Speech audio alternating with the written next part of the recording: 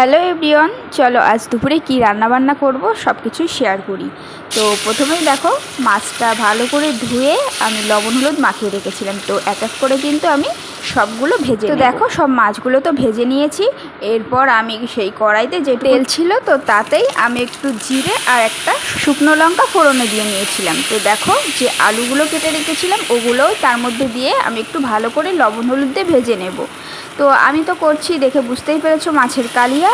তো তার জন্য কিন্তু মিক্সিও করে রেখেছি যে ব্যাটারটা আমি দেবো। তো পেঁয়াজ আদা রসুন জিরে ধনিয়া সব কিছুই মিক্সি করে নিয়েছি। তো দেখো ওই পেস্টটাই কিন্তু দিয়ে ভালো করে আমি একটু কষিয়ে নেব। তো মাছের কালিয়ার পরে কিন্তু আরও কয়েকটা জিনিস রান্না করব, তো একই ভিডিওতে আমি কিন্তু শেয়ার করে দেব। যেহেতু আজকে দুপুরের মেনুগুলো তোমাদের সাথে শেয়ার তার সঙ্গে কিভাবে রান্না করছি ওটাও কিন্তু দেখিয়ে নিচ্ছি। তারপরে দেখো আমি গরম জল বসিয়েছিলাম, তো সেটাই অ্যাড করে দিয়েছি। ঝোলটা একটু ফুটে আসার পর আমি কিন্তু মাছগুলো দিয়ে রেখেছিলাম, আর আমি কিন্তু সব মাছগুলো দিইনি, কয়েকটা ভাজা খাওয়ার জন্যও রেখে দিয়েছি। আর দেখো এরপর আমি ভালো করে একটু ঢেকে রেখে দেবো কিছুক্ষণের জন্য, আর ততক্ষণে ফুটে এরপর করব আমি একটু পেঁপে ভাজা। তো আজ সবজি কিছুই ছিল না, তো ভাবলাম কি আর করব, একটা পেঁপে মিষ্টি মিষ্টি করে করলে বেশ ভালোই লাগবে। তো ডাল আর এই পেঁপে ভাজা খেতে কিন্তু দারুণ লাগে। তো যাই হোক চলো, অনেকদিন পেঁপে ভাজা খাওয়া হয়নি, তো তার জন্যই ভাবলাম পেঁপেটা ভাজা করি। তো কড়াইতে আমি একটু তেল দিয়ে ভালো করে গরম হওয়ার পর পেঁপেটা দিয়ে আমি একটু লবণ দিয়ে ঢেকে রাখছি। তো সেদ্ধ হতে থাকুক ততক্ষণ, আর একটু জল ঝরবে ওই জন্য আমি হলুদটা দিইনি, তাহলে লেগে যাবে হলুদটা। তো এরপর দেখো মাছের কালিয়াটাও কিন্তু অনেকটাই হয়ে এসছে। তো আমি একটু গরম মশলা আর একটু গোলমরিচের গুঁড়ো আমি দিয়ে নিলাম। তো গোলমরিচের গুঁড়ো কিন্তু যে কোনো তরকারিতে দিলে মনে করি টেস্টটা দ্বিগুণ হয়ে যায়।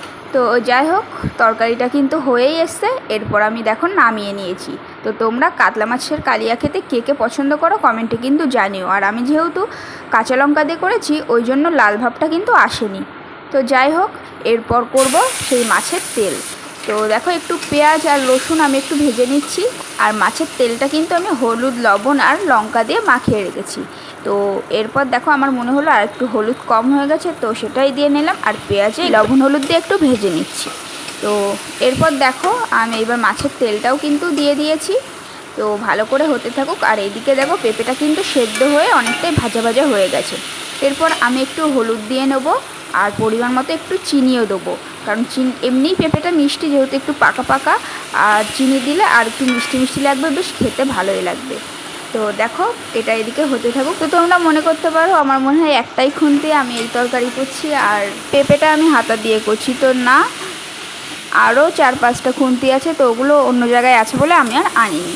তো যাই হোক দেখো ভাজাটা কিন্তু হয়েই গেছে। এরপর আমি এটাকে নামিয়ে নেব। তো পেঁপে ভাজা তোমরা এইভাবে কে কে খেয়েছো কমেন্টে কিন্তু জানি। তো আজ তো আমার দুপুরের মেনুতে এগুলোই আছে। তো চলো সবগুলো এক একবার করে দেখিয়ে নিই। তো প্রথমে দেখো পেঁপে ভাজাটা কিন্তু আমি নামিয়ে নিয়েছি, তো কেমন হয়েছে জানিও।